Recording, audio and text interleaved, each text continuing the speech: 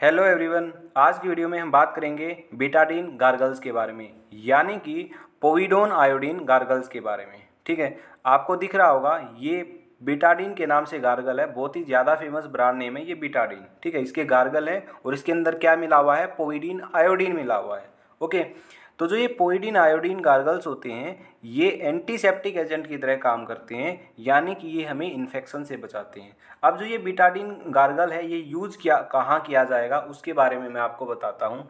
अगर आपके माउथ के अंदर अल्सर है, यानी कि मुंह के अंदर छाले हो गए हैं, वहाँ पे आप इसका यूज़ कर सकते हो। दूसरा है, अगर आपके मसूड़ों में सूजन आ गई है, गम स्वेलिंग हो गई है, तो वहाँ पे यूज़ कर सकते हो। तीसरा है, अगर सोर थ्रोट की कंडीशन आ गई है तो उस सोर थ्रोट को ठीक करने के लिए भी जो बीटाडीन सॉल्यूशन है वो यूज़ किया जाता है।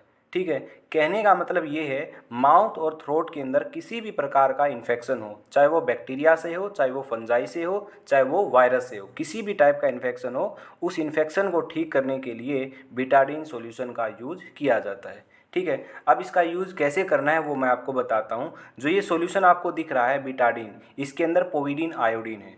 ठीक है, इसके हमको गरारे करने हैं। गरारे हम करेंगे तभी हमारा जो इन्फेक्शन है जो माउथ के अंदर है या फिर थ्रोट के अंदर है वो ठीक हो जाएगा। ठीक है, जो बैक्टीरिया या फिर जो वायरस जो इन्फेक्शन कोज कर रहे हैं वो मर जाएंगे। ठीक है, तो इस तरीके से इन्फेक्शन ठीक होगा। अब मैं आपको इसको यूज़ करने का तरीका बताता हूँ, बड़े ध्यान से आपको सुनना है।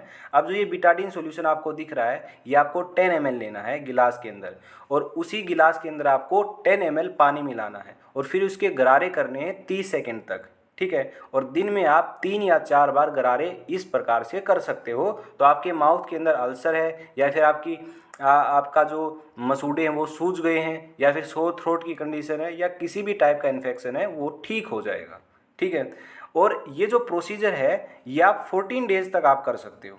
ठीक है, और ध्यान रहे जो पानी मिलाना है ना वो ना तो ज़्यादा ठंडा हो ना ज़्यादा गर्म हो, वो पानी आपको गुनगुना पानी मिलाना है। ठीक है, सारी की सारी बात जो मैंने अभी बोली है हिंदी के अंदर वो एज इट इज़ इंग्लिश के अंदर लिखी हुई है। अभी भी कोई कन्फ्यूजन है तो आप इस लाइन को पढ़ सकते हो। ठीक है, आपको सब कुछ क्लियर हो जाएगा। नेक्स्ट अब बात करते हैं कॉन्ट्रा इंडिकेशन एंड वार्निंग की, यानी कि क्या क्या हमें सावधानियां बरतनी है, कब इसको यूज़ नहीं करना है। ठीक है, क्या क्या वार्निंग्स होंगी देखिएगा। अगर किसी भी व्यक्ति को थायराइड से रिलेटेड कोई भी बीमारी है, ठीक है, अगर उसका थायराइड फंक्शन एबनॉर्मल है तो उसको यूज़ नहीं करना है। फॉर एग्जांपल अगर किसी को गोइटर, ये भी थायराइड की डिजीज होती है, तो गोइटर है तो क्या करना है, उसको यूज़ नहीं करना है पोविडीन आयोडीन। ओके, क्योंकि पोविडीन आयोडीन अगर कोई पेशेंट यूज़ करेगा तो उसको थायराइड में और ज़्यादा दिक्कत होगी। ठीक है, उसका जो थायराइड फंक्शन है वो ज़्यादा खराब हो जाएगा, उसको प्रॉब्लम होगी। अगर थायराइड से रिलेटेड कोई भी समस्या है तो पेशेंट को ये यूज़ नहीं करनी है। सेकंड है, बच्चों को ये यूज़ नहीं करनी है। अब बच्चों में यूज़ क्यों नहीं करनी है, इसका रीज़न ये है कि बच्चे क्या इसको निगल लेते हैं और इसको निगलना नहीं है। ठीक है, क्योंकि जैसे ही आपने निगला, बाई चांस मान लिया आपने निगल लिया तो पेट के अंदर ये जलन करेगा।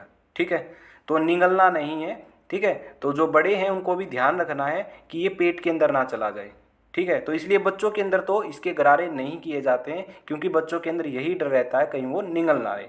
ठीक है, तो बच्चों के अंदर इसका यूज नहीं करना है, ये ध्यान रखना है। और प्रेगनेंसी के अंदर भी इसका यूज नहीं किया जाता है। ठीक है, तो टोटली क्या है, ये कॉन्ट्राइंडिकेटेड होता है। प्रिकॉशंस क्या हैं, अब इसकी सावधानियां क्या है, सावधानियां वही हैं कि इसको क्या नहीं है, निगलना नहीं है, पेट के अंदर नहीं जाने देना है। ओके, और इसका यूज़ किया जाएगा माउथ और थ्रोट के इन्फेक्शन को ठीक करने के लिए इसका यूज किया जाता है। बाई चांस अगर आपने इसको निगल लिया है तो थोड़ी बहुत पेट के अंदर जलन होगी, वो थोड़ी देर के बाद आप अपने आप ठीक हो जाएगी।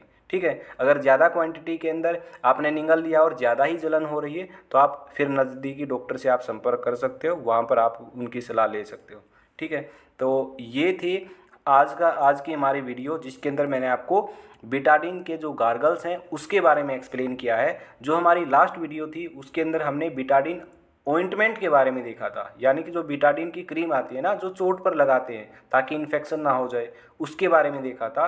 अगर आपने वो वीडियो नहीं देखी है तो उस वीडियो का जो लिंक है वो इस वीडियो के डिस्क्रिप्शन बॉक्स में आपको मिल जाएगा, तो वो आपको ज़रूर देखनी चाहिए। मैं आपको रेकमेंड करूँगा, क्योंकि उसके अंदर मैंने अच्छे से बीटाडीन यानी कि जो पोविडीन आयोडीन है इसके बारे में, इस केमिकल के बारे में अच्छे से एक्सप्लेन किया हुआ है। ठीक है, तो आई होप आपको वीडियो समझ में आई होगी। तो चलिए मिलते हैं नेक्स्ट वीडियो के अंदर।